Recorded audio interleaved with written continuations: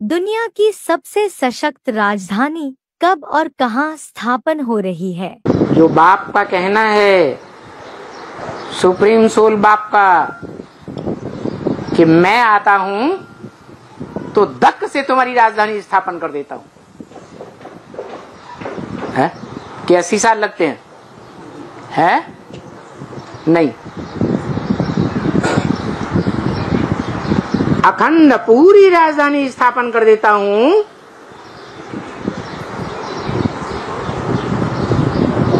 कि अधूरी राजधानी स्थापन कर देता हूं, है? अखंड संगठन, ऐसा संगठन तुम ब्राह्मणों का बन जाएगा जिसमें एक भी भिखारी पांव भी नहीं रख सकेगा।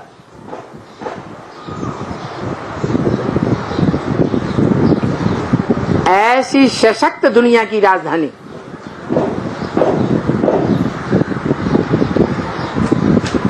भारत में स्थापन होती है।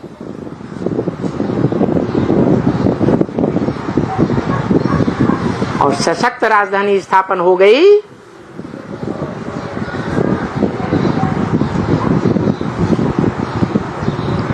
तो क्या रिजल्ट होगा?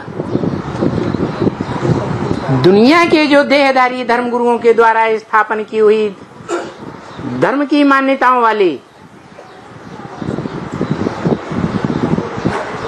यूनिटी है, वो ध्वस्त होने में देर लगेगी, 80 साल लगेंगे, या थोड़े में ही नष्ट हो जाएगी। जो आदि में भी 10 साल लगे थे। बीज रूप आत्माओं का संगठन तैयार हुआ था,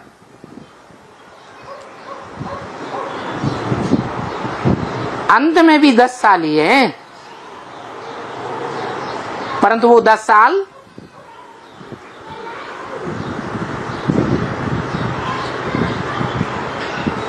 बाप के जो सिकील दे बच्चे हैं उनके लिए हैं, या विदेशियों विधर्मियों के लिए हैं? हैं? विदेशियों विधर्मियों के लिए आखिरी 10 साल हैं।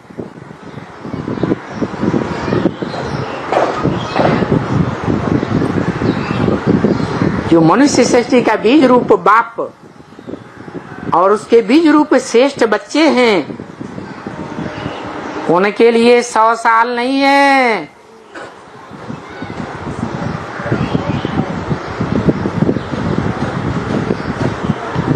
ऐसे नहीं समझना है कि अभी 20 साल पड़े हैं। सन 17-18 में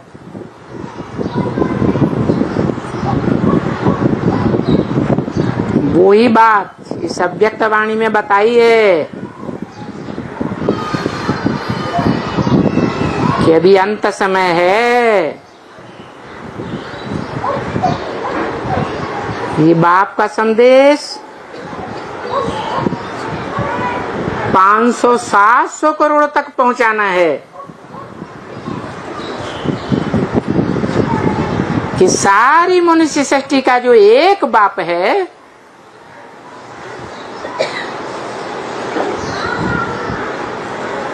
वो इस सृष्टि पर प्रत्यक्ष हो चुका है। किस शक्ति के आधार पर मुठ भर पांडवों ने विजय प्राप्त की? जो राधा कृष्ण जैसे बच्चों को जन्म देने वाले हैं वो तो बाप समान है। सुप्रीम सोल बाप से प्रैक्टिकल प्राप्ति करने वाले हैं, एक जन्म की प्राप्ति नहीं करते हैं, पूरे 21 जन्म की प्राप्ति करते हैं। और उन 21 जन्मों के आधार पर 63 जन्मों का भी हिसाब किताब उनका पक्का बन जाता है। पुरुषार्थ करने का स्वभाव पक्का हो जाता है। यहाँ संसार की नजरों में ऊंचे साबित होते हैं अंत काल में, और 63 जन्मों में भी ऊंचे ही साबित होते रहेंगे।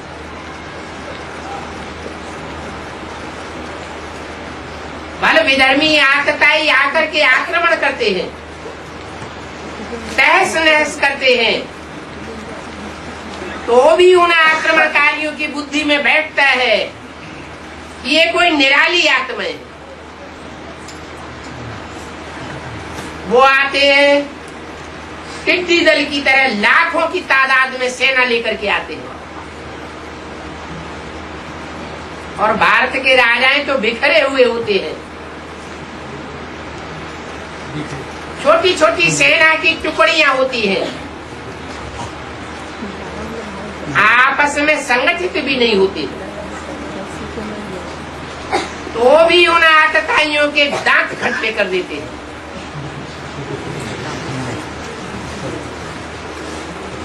शिवाजी की सेना का एक एक सिपाही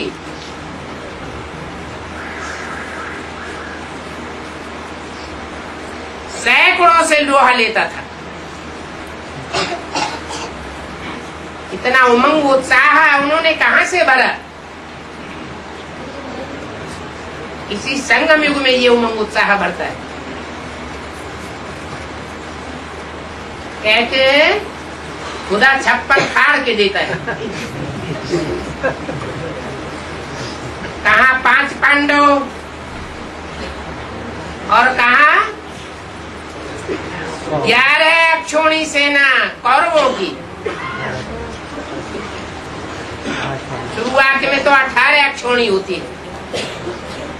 सारा संसार कौरवों और यादवों का होता है, और पांडवों में ये इतनी शक्ति कहां से आ जाती है?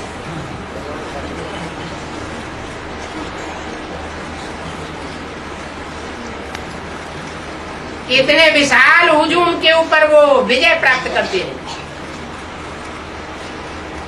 उनकी बुद्धि में बैठ जाता है कि सर्वशक्तिमान बाप हमारी तरफ है।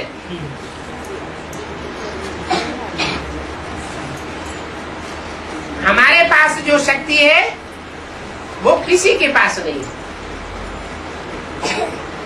जबकि भगवान प्रत्यक्ष में लड़ाई भी उनके साथ नहीं लड़ता। गुप्त शक्ति देता है। पांडव गुप्त, उनका सारा पुरुषार्थ गुप्त, उनका सारा जीवन का दान गुप्त, उनको क्या मान मर्तबा मिलना है वो सारा ही गुप्त। इतना होने के बावजूद भी वो सारी दुनिया के ऊपर काबिज हो जाते हैं।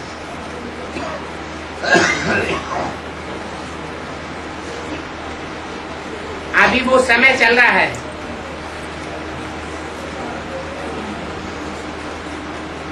लेने वाली आत्माएं अभी भी निश्चय बुद्धि के आधार पर ले सकती है। जितना लंबे समय का निश्चय बुद्धि होगा वो उतने ही लंबे समय तक विजयंती बनेगा। अभी भी विजयते बनेगा और 63 जन्मों में भी विजयते बनेगा।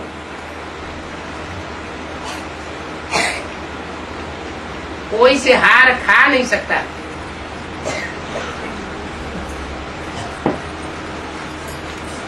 विजय हमारा जन्म सिद्ध अधिकार है। ये जन्म सिद्ध अधिकार संगम युग में मिलता है।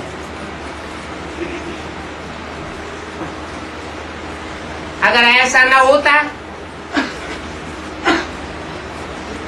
तो महाराणा प्रताप धराशायी हो जाते।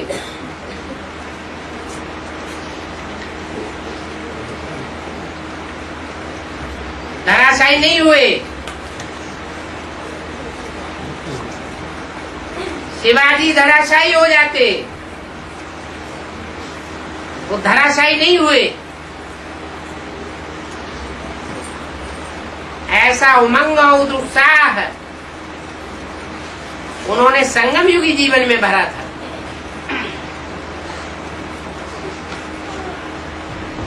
जो इतनी बड़ी सल्तनत से उन्होंने टक्कर ले ली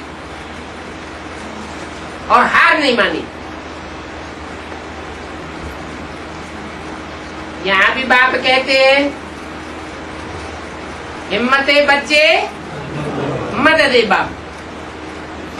जो बच्चे जितनी हिम्मत करेंगे, बाप उन बच्चों को मदद देने के लिए बांधा हुआ है। कैसी भी परिस्थिति हो, कैसी भी समस्या हो, कैसा भी भयंकर वातावरण हो, हिम्मत करने वाले बच्चों को बाप मदद करेगा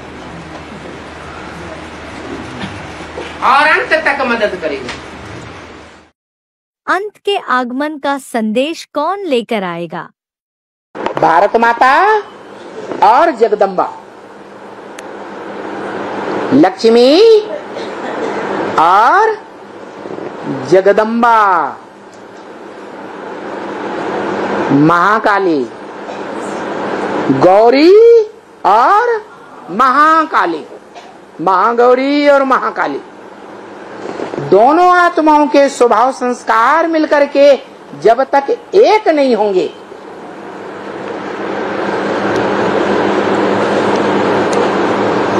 तब तक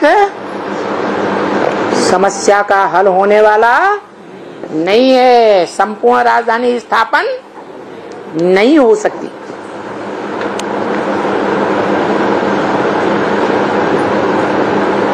तो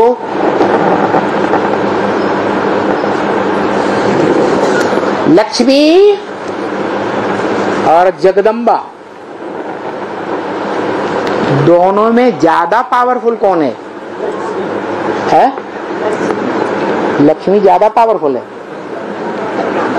सारे जगत की अम्बा बन जाती है। सारे जगत माने 500-700 करोड़ की अम्मा बन जाती है। या देवताओं की अम्मा है? देवताएं तो थोड़े होते हैं और जगत में तो देवताएं भी हैं, राक्षस भी हैं, मनुष्य भी हैं। वो जगत की अम्मा जगदम्बा और वो भारत माता। कौन सी माता? भारत माता। भारत, भा माने ज्ञान की रोशनी में जो सदा लगा रहता है, उसकी माता।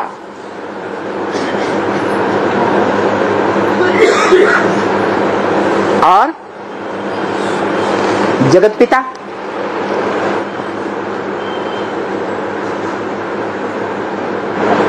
जो जगत पिता है, जिसे कहा जाता है जगन्नाथ, है गोरा होता है या काला होता है? उड़ीसा के जगन्नाथ मंदिर में जाकर कभी देखा? मूर्ति कैसी है? काली है, बड़ी बड़ी आंखों वाली है। वो महाकाली है और वो महाकाल है। वो ही महाकाल जब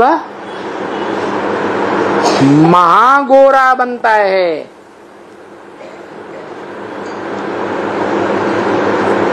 तो किसके सहयोग से बनता है? महागौरी के सहयोग से महागोरा बनता है। माना अव्यक्त वाणी में हम बच्चों को क्या ऑर्डर दिया? क्या करो? विजय माला का आवाहन करो। पूरी विजय माला के मणकों का आवाहन कर लें, ऐसा हो सकता है? अरे वो तो छोटी छोटी शहद की मक्खियों की रानी है। छोटी मक्खियों का शहद तो बहुत अच्छा माना जाता है। क्या? हाँ, आंखों में लगाएं तो चश्मा भी उतर जाए।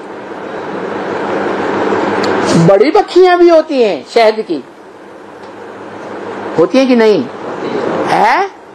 हाँ, तो बताओ शहद की बड़ी मक्खियां कौन और छोटी मक्खियां कौन है? जगदम्बा रुद्रमाला में बड़ी मक्खी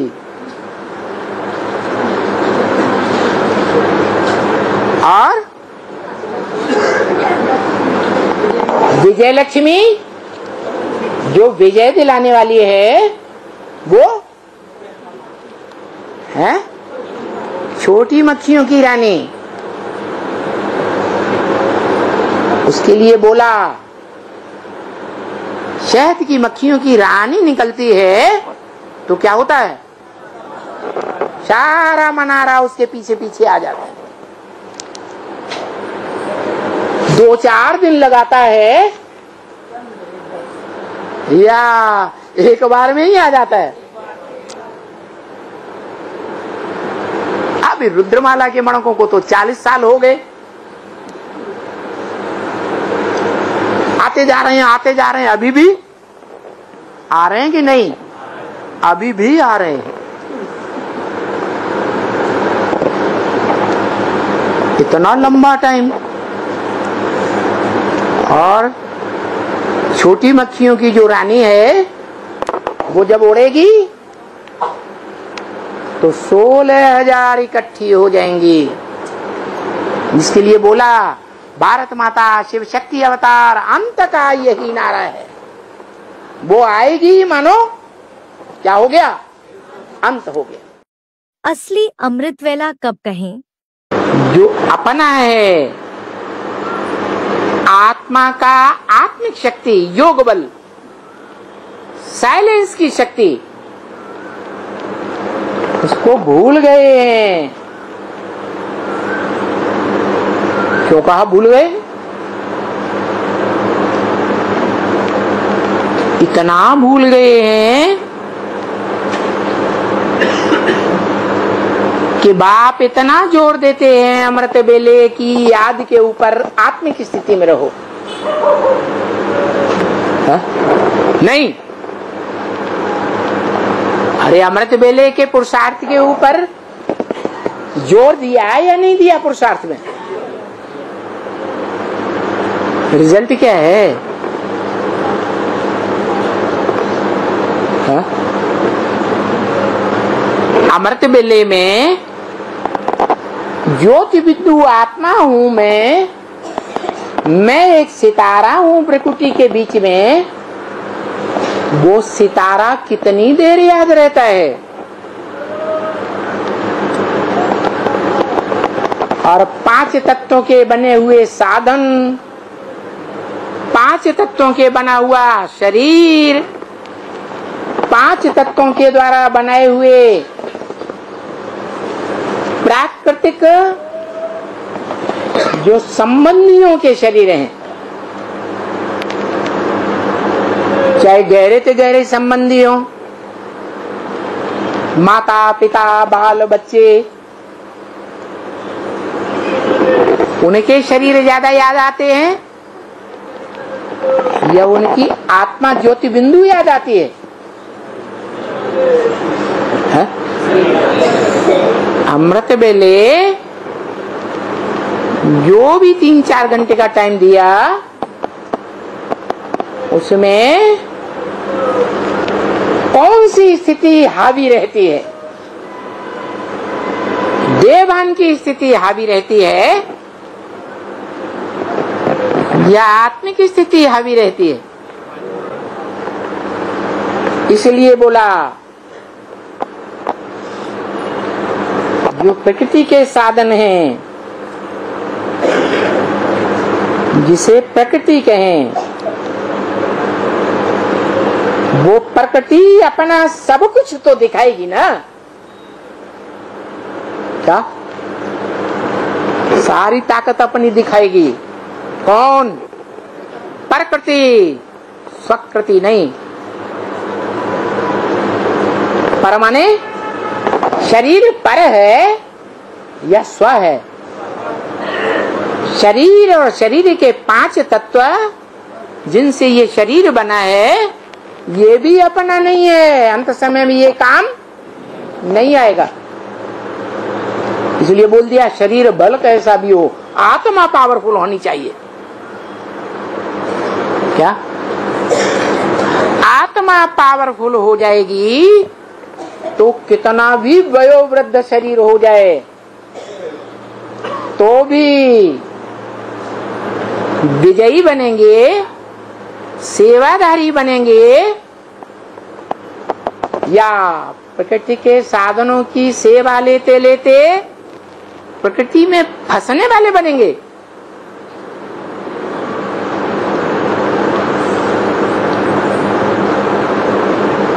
अभी देखें कि ये समय कौन सा समय,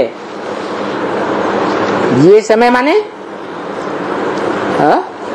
अरे संगम युग तो 80 साल हो गए। ये समय कौन सा समय बताया है? अमृत वेला। 80 साल से अमृत वेला अमृत वेला अमृत वेला चिल्लाते आए। वास्तव में अमृत वेला तो वो होता है कि जब सूर्योदय होने वाला होता है, सूर्य प्रत्यक्ष होने वाला होता है। तो 80 साल में सूर्य प्रत्यक्ष हुआ या अब होने वाला है? तो असली अमृत वेला क्या हुआ, अब या जो बीत गया वो तब? ये समय क्या कराने वाला है ये देखें। प्रकृति अपना सब कुछ दिखाएगी। भगवान आते हैं तो गुप्त रूप में पाठ क्यों बजाते हैं? भगवान का पाठ गुप्त क्यों होता है बाबा? क्योंकि ये गुप्त के वजह से कोई सुनता नहीं, भगवान को बोलने से समझता भी नहीं है और भगवान को ग्लानि भी करता है। और भगवान क्या ऐसे तो अकर्मा है, कुछ क्या नहीं, लेकिन वो ग्लानि सुनने का क्या आवश्यकता है बाबा? भगवान के अलावा और जितने पार्ट हैं बड़े बड़े आदमियों के, भगवान तो सबसे बड़ा हो जाता है कि नहीं है? भगवान के अलावा और जो बड़े बड़े आदमी हैं दुनिया के, बड़े बड़े महात्माएं हैं, बड़े बड़े धर्मपिताएं हैं, उनका हाल क्या कर देती है दुनिया है? एकदम उनके ऊपर हावी हो जाती है ना, है? अगर वो भी उन्होंने भी गुप्त रहना सीखा होता तो बच जाते ना। नहीं, ऐसे यही राज है। भगवान साधारण तन में आता है। अति साधारण तन में आने के कारण उसको तो सारी दुनिया ऐसे ही दबो चलेगी। नहीं समझ में आया? 98 में क्या हुआ है? कोई सच्चे इल्जाम लगाए गए और कोई एक इल्जाम लगाया गया है? ढेर के ढेर इल्जाम लगा दिए, एकदम धड़ाधड़ पूरी चढ़ाई कर दी। तो वहां तो प्रत्यक्ष था।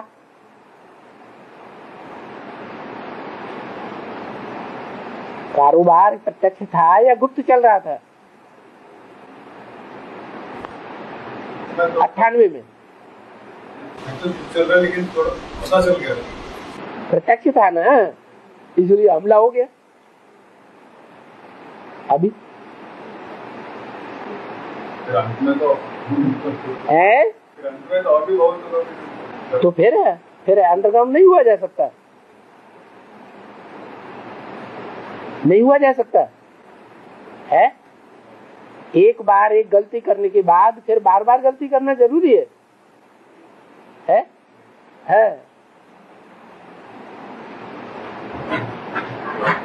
जैसे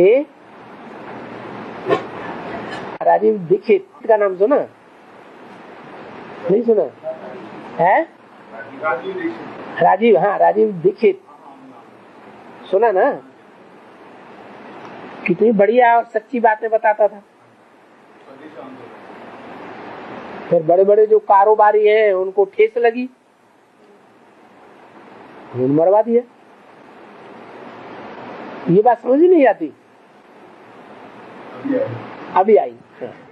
ईश्वरीय पढ़ाई के लिए टोटल कितने वर्ष नूंदे हुए हैं? बाप आकर के 40 वर्ष पढ़ाई नहीं पढ़ाते? 40 वर्ष तक पढ़ाई पढ़ाते, 40 वर्ष 15 में पूरी हो रही। कब पूरे होंगे? बाप का पाठ करता है 76 से। हाँ बाप आकर के 40 वर्ष पढ़ाई पढ़ाते। हाँ तो 76 से 40 पूरी हो रही 15 में। हाँ, तो 15 में पढ़ाई पूरी होगी।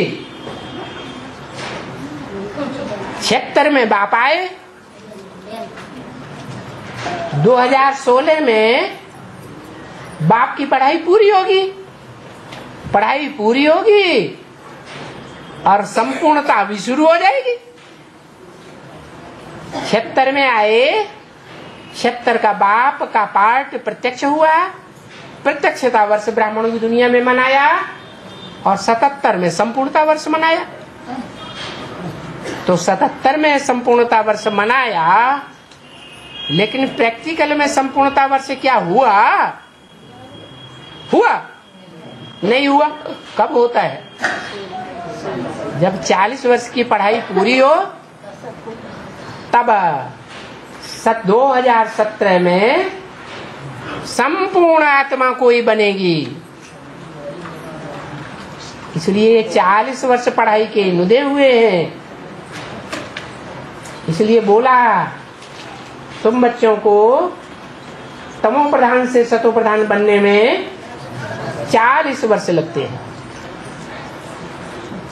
40 से 50 वर्ष, क्योंकि एक बच्चे की बात नहीं बताई, एक की पढ़ाई 40 वर्ष के लिए। और तुम बच्चों, माने बहुत से बच्चे हैं बाबा के बच्चे जो सन्मुख बैठ कर पढ़ते हैं, चाहे अपने शरीर से सन्मुख बैठ पढ़ते हैं, चाहे दूसरे ब्राह्मणों के शरीर में प्रवेश करके सन्मुख बैठ पढ़ते हैं।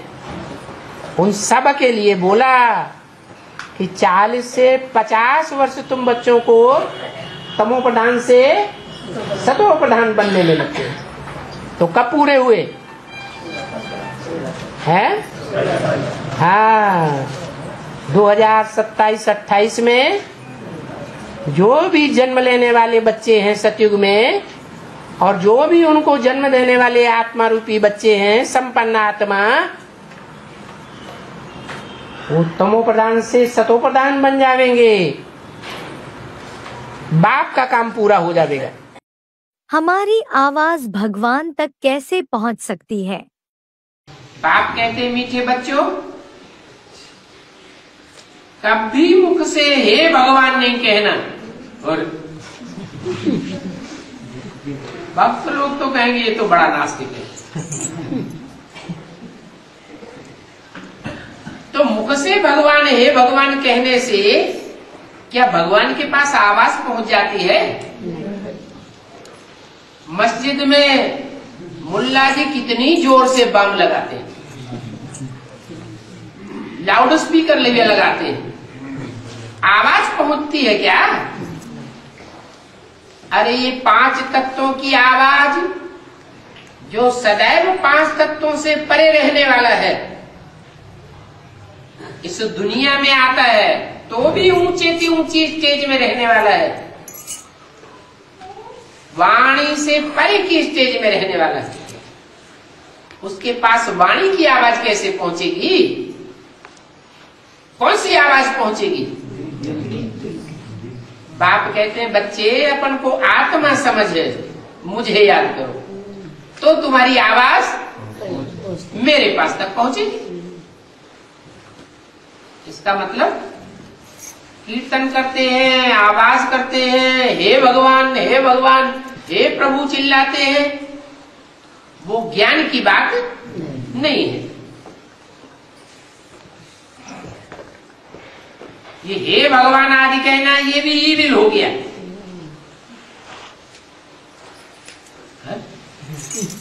जो हे भगवान कह के पुकारते हैं वो कैसी सोल हो गई है? Evil soul. क्यों? इसमें दुख देने की क्या बात है?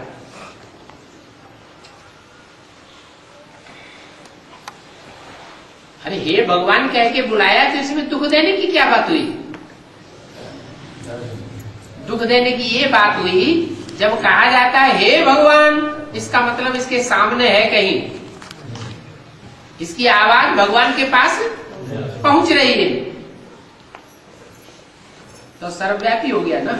एक यहाँ चिल्लाएगा, एक दूसरे गांव में चिल्लाएगा हे भगवान, एक तीसरे गांव में चिल्लाएगा, एक अमेरिका में चिल्लाएगा, एक अफ्रीका में चिल्लाएगा, तो हर एक की आवाज भगवान के पास पहुंचती है। क्या भगवान सर्वव्यापी है? अरे सर्वव्यापी होगा तो सबको याद कैसे करेंगे? एक को याद करना या अनेकों को याद करना? एक को याद करने से सदगति होगी और अनेकों तरफ बुद्धि भटकाने से बुद्धि पतित बन जाएगी। ईश्वरीय संदेश लेने वालों प्रति शिव बाबा की गारंटी। तुम थोड़ा भी कोई को ज्ञान देते हो तो बाप कहते हैं इस ज्ञान का विनाश नहीं होता है। तुम थोड़ा संदेश भी देवेंगे तो थोड़ा संदेश लेने वाले भी जब टाइम आवेगा तो उठ खड़े होंगे। ये अविनाशी ज्ञान है। वो मनुष्यों का दिया हुआ ज्ञान वो तो विनाशी है। इस जन्म में पढ़ाई पढ़ो इंजीनियरिंग की, शरीर छूट जाए तो अगले जन्म में फिर पढ़ना पड़ेगा। इस जन्म में डॉक्टर बन जाओ, पढ़ाई पढ़ करके MBBS पास कर लो। शरीर छूट गया तो अगले जन्म में फिर MBBS पास करना पड़े। वो तो विनाशी ज्ञान है मनुष्यों का, और ये तो अविनाशी कमाई है। यहाँ तो अगर कोई ज्ञान लेता है सिर्फ संदेश मात्र ही लेता है। किसी को सिर्फ थोड़ा सा संदेश ही दे दो कि भगवान बाप आया हुआ है, पुरानी दुनिया का विनाश होने वाला है, कलयुग जाने वाला है, नई दुनिया आने वाली है, सतयुग आने वाला है। अब राक्षसी राज्य दुनिया में खलास हो जाएंगे, राम राज्य आने वाला है। 3 बातों का संदेश दे दो, भगवान आया हुआ है, नई दुनिया आने वाली है, पुरानी दुनिया का विनाश होने वाला है। बस इतना संदेश भी अगर कोई ने ले लिया तो भले आगे ज्ञान में चलता है नहीं चलता है, स्वर्ग में तो जरूर आ जाएगा, प्रजा बन जाएगा। विघ्न किन आत्माओं का कुछ नहीं बिगाड़ सकते। बात तो पहले ही बताते हैं, विघ्न पड़ेंगे। अबलाओं पर अत्याचार होंगे,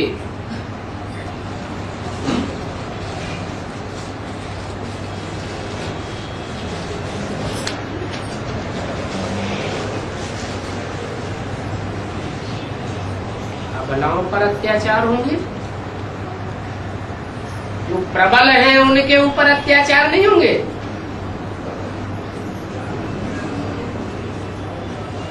सबल हैं, प्रबल हैं, बलवान हैं, उनके ऊपर अत्याचार नहीं होंगे।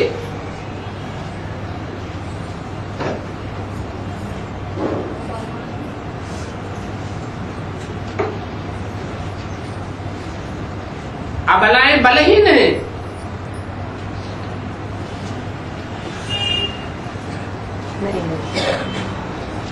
बलहीन है तो क्यों बलहीन है?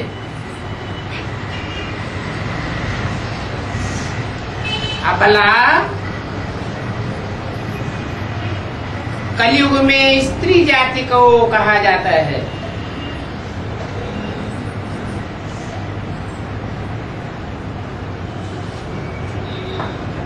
अबला क्यों, सबला क्यों नहीं?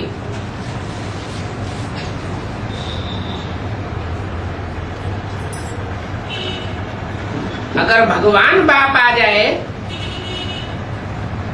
और बुद्धि में ये बैठ जाए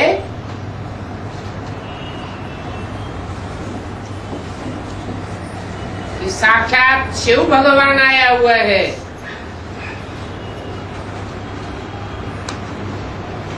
तो अबला शिव शक्ति होनी चाहिए या बलहीन होनी चाहिए? शिव शक्ति होनी चाहिए। तो विघ्न किसके ऊपर पड़ेंगे? अबलाओं।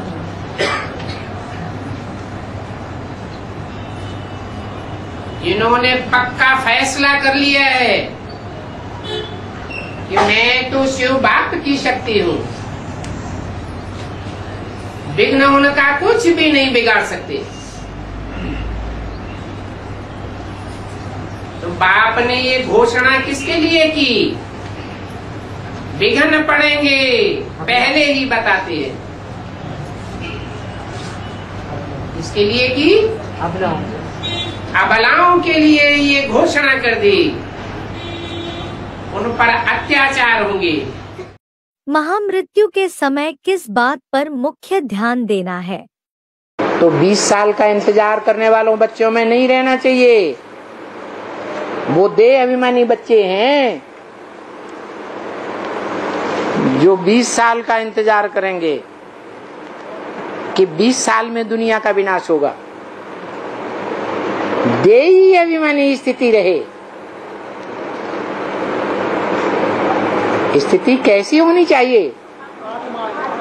आत्माभिमानी। नहीं तो क्या होता है? बताया, निशानी बताई, लोहे के पिंजरे से निकलते हैं। लोहे का पिंजरा माने लौकिक दुनिया के संबंधियों के बंधन से बुद्धि भले मुक्त हो जाती है, लेकिन कहाँ फंस जाते हैं? सोने की जंजीरों में फंस जाते हैं। कहाँ फंस जाते? जो ब्राह्मणों की दुनिया का संगठन बना है, उन ब्राह्मणों की दुनिया में देह के लगाव झुकाव में फंस जाते हैं। वही बुद्धि बार बार भागती है, उन्हीं का संग करना चाहते हैं,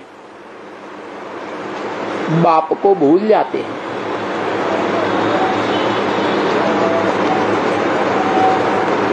उन्हीं की बार बार याद आती है, बाप की याद नहीं आती है। लोहे के पिंजरे से निकलते हैं, सोने के पिंजरे में बंध जाते हैं।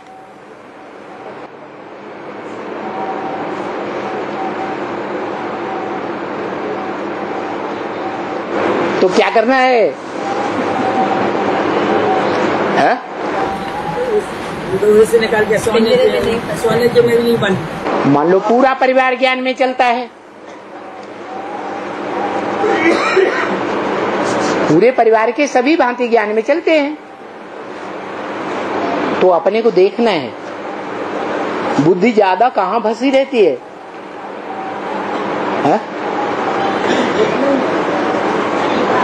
कहाँ फंसी रहती है? बेटे में फंसी रहती है या बेटी में फंसी रहती है?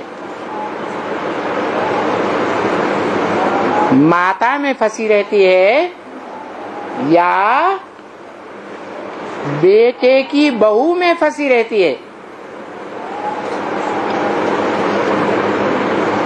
बहुत तो ऐसे भी हैं जो ये भी नहीं समझते कि अभी बंधन तोड़ने का टाइम चल रहा है या नए बंधन जोड़ने का टाइम चल रहा है।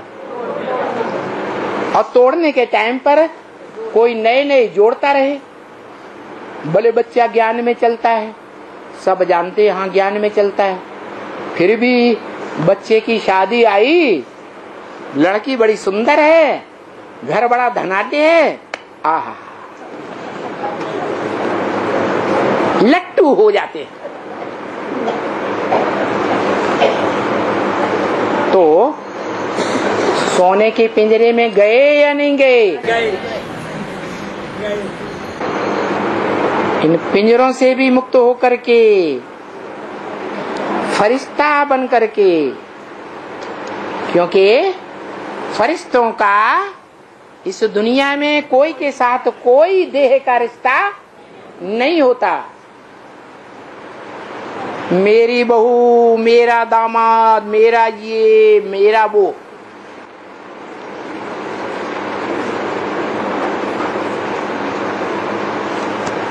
अब लास्ट टाइम है, महामृत्यु सबके सामने खड़ी है।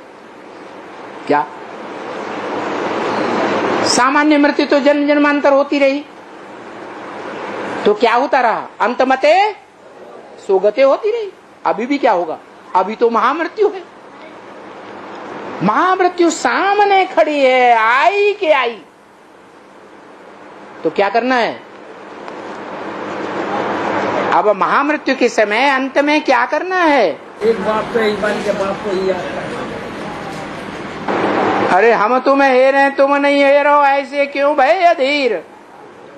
तनिक तुम देखो मेरी ओर। हाँ,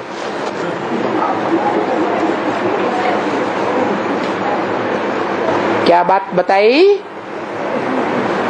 अभी तोड़ने का संबंध का टाइम चल रहा है, अभी जोड़ने का टाइम। नए नए संबंध जोड़ना नहीं है। किसके साथ जोड़ना है? एक बाप दूसरा न कोई।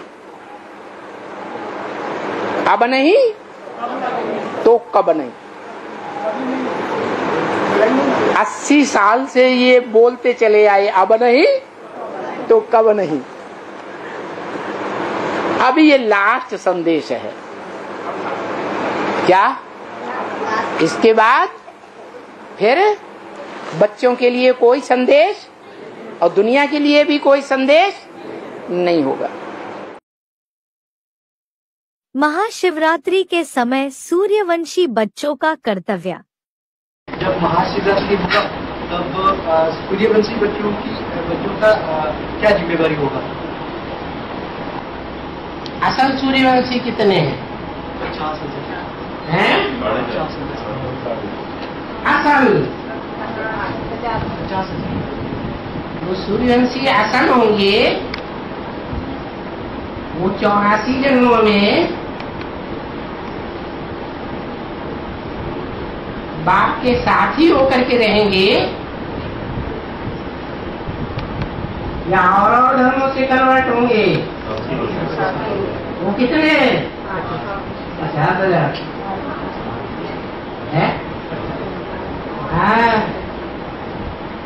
महाशिवरात्रि होगी तो शिव की अष्टमूर्तियां लाई हुई हैं अष्टदेवों के रूप में।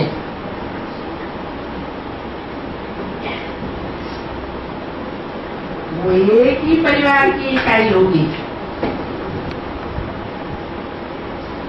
छोटी सी राजधानी बनेगी। वो नई सृष्टि की जो नई राजधानी बनेगी वो एकदम संपूर्ण होनी चाहिए या उसमें कोई डिफेक्ट होना चाहिए? एकदम संपूर्ण। 0.1% भी अगर डिफेक्ट होगा तो नई सृष्टि नहीं चली जाएगी। अब तुम्हारा प्रश्न क्या है? सूर्यवंशी बच्चों की जिम्मेवारी क्या होगी? अब बताओ जिम्मेवारी क्या होगी? है? हाँ, भले माया किसी को छोड़ती नहीं है, एकदम आखिरी जन्म में तो जाकर के सांप को पड़ी लेती।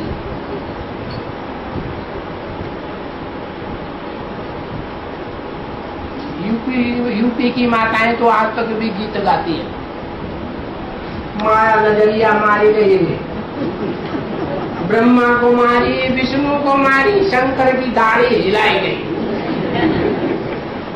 उनको मार नहीं सकी, लेकिन दाढ़ी तो हिलाई गई। तो बताओ असलियों को छोड़ेगी? उनको भी नहीं छोड़ती, भले थोड़े समय के लिए ऐसा होता है। अभी हुआ तो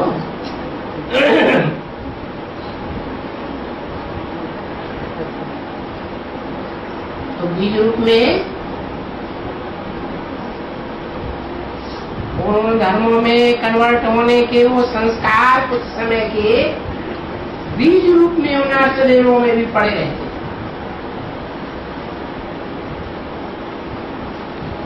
बाकी 84 जन्मों में तो वो पूरे सहयोगी बन करके रहे।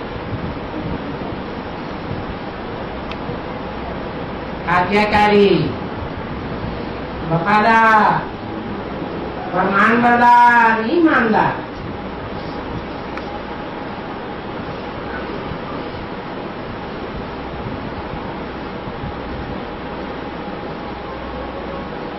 क्या जिम्मेवारी है सूर्यवंशियों की?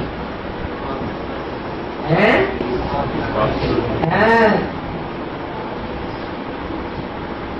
जब बोल दिया, मुरली में ही बता दिया,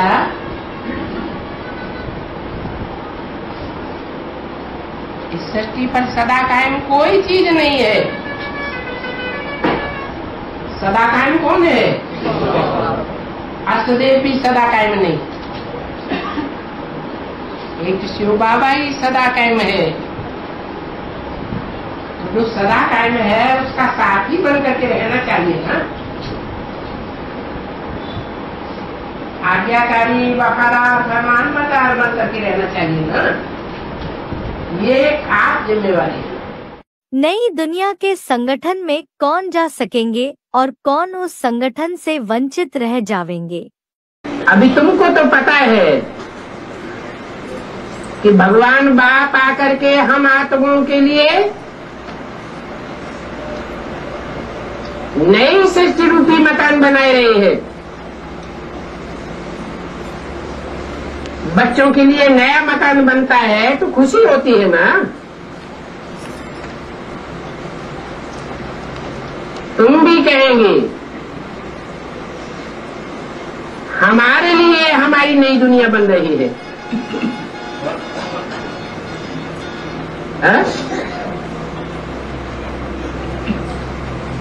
अब तो रानी ने क्या बोला?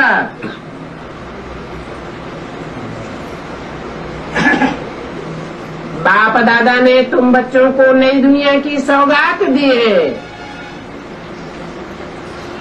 तो नई दुनिया की सौगात जिनकी बुद्धि में बैठी होगी उनको तो खुशी होगी कि हमारे लिए बाप नई दुनिया बनाए रहे हैं, नया संगठन तैयार कर रहे हैं, हमें उस संगठन में जरूर जाना है। बाकी जिनको नहीं जाना होगा उनके संकल्प विरोधी चलेंगे या अवरोधी चलेंगे? कैसे संकल्प चलेंगे? जिनको जाना होगा वो अपने ही सत संकल्पों से अपने लिए सतयुग की नई सृष्टि का निर्माण कर रहे हैं। जानते हैं हमारे लिए नई दुनिया बन रही है। आज नहीं तो कल हमको उस नए संगठन रूपी दुनिया में जाना जरूर है।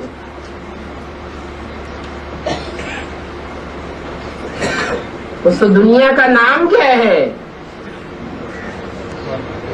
आखिरी जब संपन्नता की स्टेज पर वो मकान पहुंचेगा,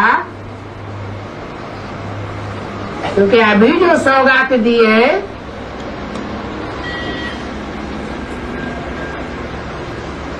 वो तो नई दुनिया का फाउंडेशन पड़ रहा है। फाउंडेशन जमीन के अंदर अंडरग्राउंड डाला जाता है, बाहर से दिखाई नहीं पड़ता है। जिनको तीसरी आंख मिली हुई है अथवा जो निश्चय बुद्धि है, उनको तो पक्का है कि ये फाउंडेशन हमारे लिए पड़ रहा है। बल हमको पता नहीं है कि ये फाउंडेशन कहां पड़ रहा है, परंतु ये भी पक्का है कि आगे चल करके हम जरूर उस नई दुनिया में जाएंगे जिसका नाम क्या पड़ेगा? सुखधाम, स्वर्ग।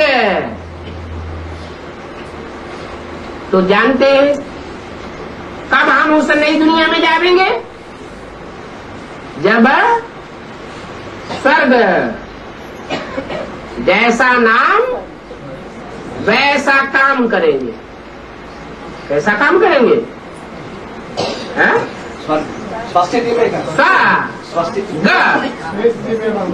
स्वस्थिति में जाएंगे, स्वस्थिति में टिक जाएंगे, पर चिंतन से दूर हो जाएंगे। पर माने 5 तत्व,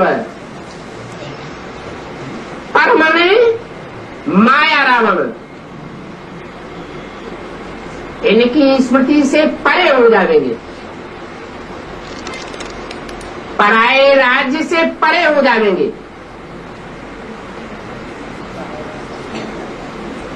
स्वस्थिति में टिकना माना स्वर्ग में जाना। जो देवान में रहते हैं, देह और देह के संबंधियों में चिपके रहते हैं,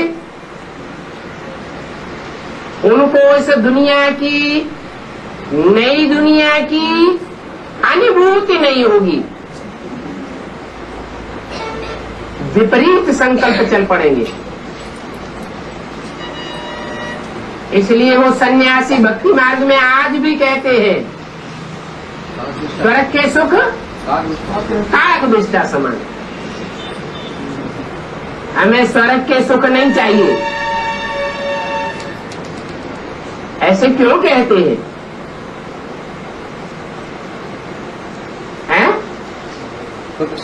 क्योंकि वो स्वस्थिति में पूरा टिक नहीं पाते।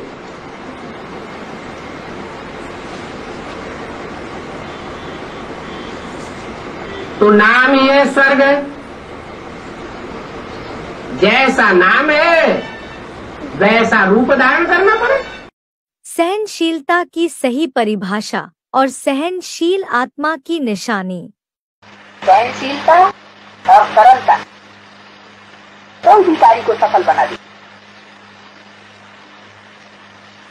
जैसे कोई धैर्य वाला मनुष्य सोच समझ करके कार्य करते हैं तो सफलता प्राप्त होती है, वैसे सहनशील जो होते हैं वो अपनी ही सहनशीलता की शक्ति से कैसा भी कठोर संस्कार वाला हो, तब कैसे भी कठिन कार्य हो, उनको शीतल बना दे, सहज कर देते।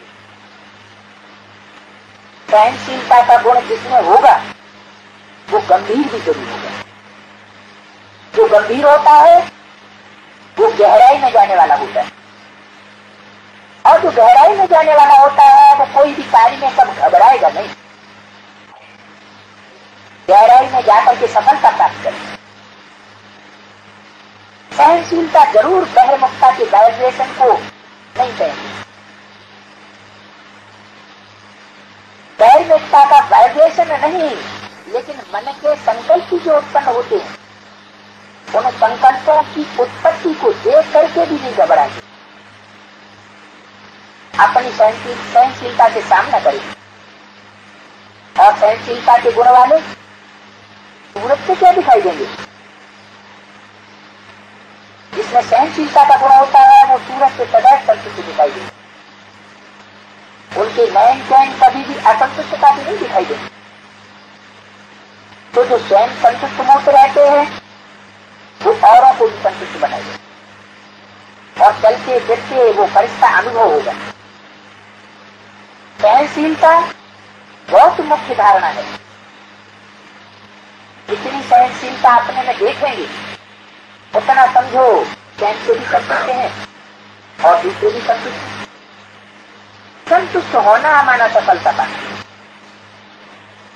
जो कोई भी बात को सहन कर लेता है तो सहन करना अर्थात उसकी गहराई में जाना। जैसे सागर के तल्ले में जाते हैं तो रतन लेकर के आते हैं, ऐसे जो सहनशील होते हैं वो गहराई में जाते हैं, जिससे गहराई से बहुत शक्ति की प्राप्ति होती है। सहनशील ही मनन शक्ति को प्राप्त कर सकता है। सहनशील जो होता है वो अंदर ही अंदर अपने मनन में तत्पर ही रहता है और सब बातों को सहन करता जाता है। और जो मनन में तत्पर ही रहता है कोई मगन भी रहता है। तो सहनशीलता का गुण बहुत आवश्यक। उनका चेहरा ही गुणमूर्त बन जाएगा। सहनशीलता की धारणा पर इतना अटेंशन देना चाहिए। सहनशीलता ही ड्रामा की ढाल पर ठहर सकता है। सहनशीलता वाला नहीं तो ड्रामा की ढाल को पकड़ना भी मुश्किल।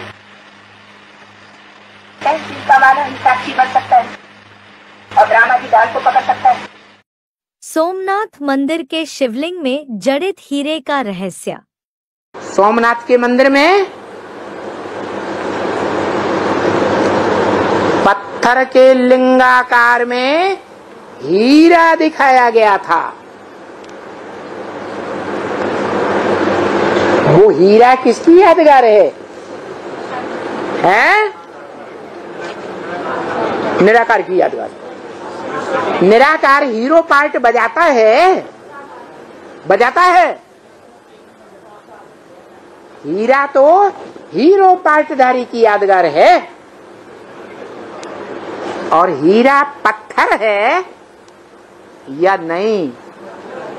जैसे और रतन पत्थर होते हैं वैसे हीरा भी बेश कीमती माना तो जाता है, लेकिन है तो पत्थर या नहीं।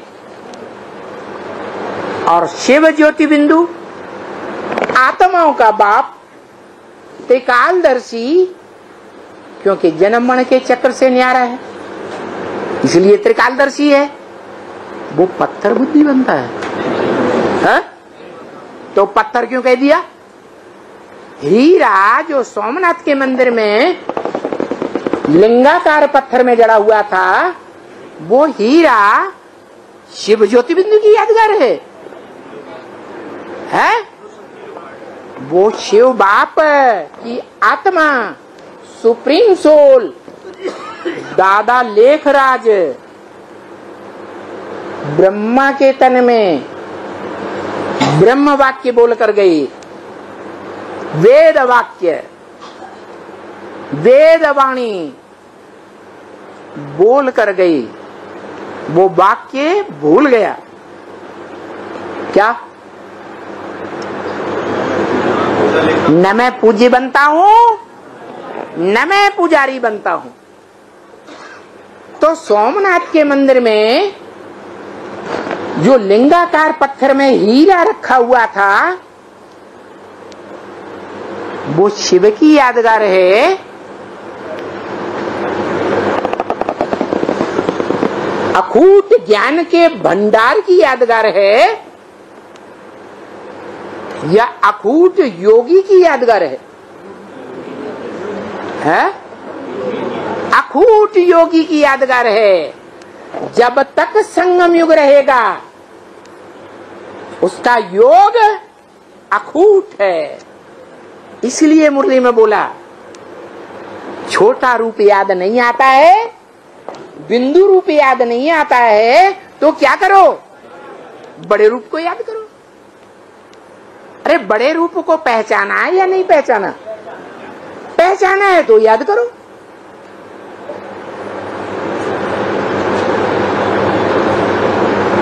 बड़े रूप को भी याद करेंगे तो बड़ा रूप साकार की यादगार है।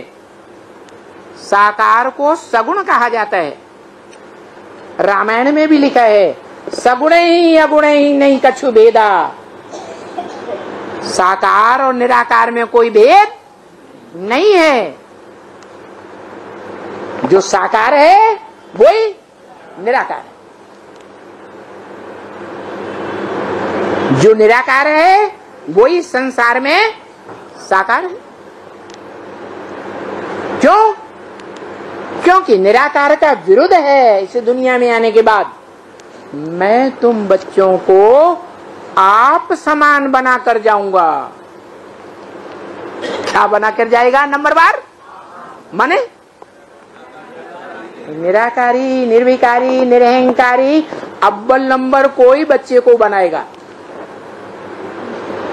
जिस अव्वल नंबर बच्चे को निराकारी, निर्विकारी, निरहंकारी, आप समान बना, शक्तिशाली बनाकर जाता है, सर्वशक्तिवान बनाकर जाता है, उसके लिए ही कहा और साथ साथ नंबरवार सब बच्चों के लिए कहा। वर्तमान समय की हलचल में अचल रहने के लिए क्या करना है? राजयोग सिखाने वाला एक ही बाप है जो राज की बात सिखाता है, जिससे राज्याधीश बनते हैं, सत्ताधीश बनते हैं। बाकी दूसरे तो ऐसे ही बरगलाते हैं। क्या बरगलाते हैं कि हम तुम्हें राजयोग सिखाएंगे, जैसे हम बताते हैं वैसे चलो।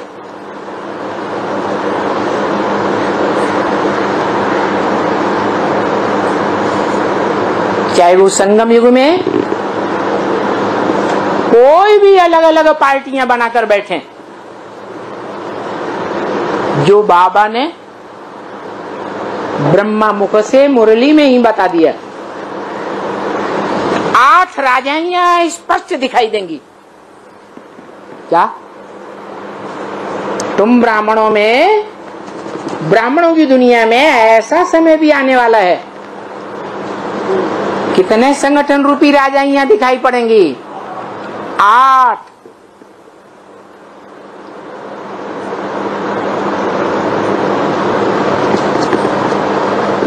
तो जो गायन है संसार में,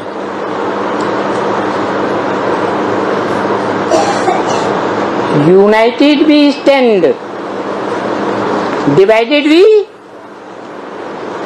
फॉल। बोलते नहीं, क्या बात है, सब अनपढ़ बैठे हुए हैं क्या?